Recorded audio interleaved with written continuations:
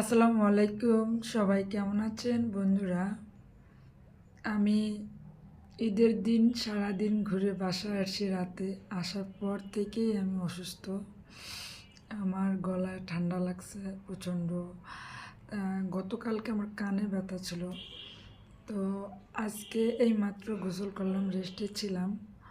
রেস্টে থাকার পরে আজকেই মানে একটু ভালো লাগতেছে গোসলটা করার পরে, যদিও ঠান্ডা লাগছে অনেক, তারপরেও গোসল করলাম। কারণ গোসলটা না করলে তো আর ভালো লাগতেছে না আমার। তারপরে আমার হেয়ারটা ঠিক মতন ফ্রেশ করলাম, কারণ ময়লা জমে গেছে। মানে একদিন পর পরে আমি করি।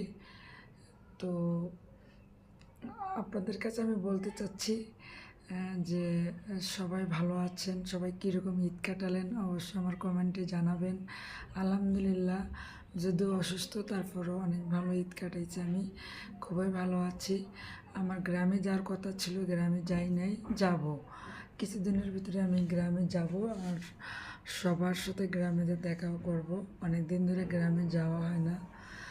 তো আমার আসলে আমি জোরে কথা বলতে পারতেছি না, আমার গলা অনেক ব্যথা করতেছে।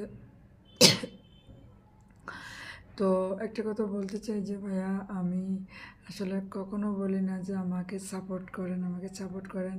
তো আজকে বলতে চাচ্ছি, প্লিজ আমার সবাই আমার ভিডিওগুলো দেখবেন, এবং যারা দেখেন সবাইকে থ্যাংক ইউ।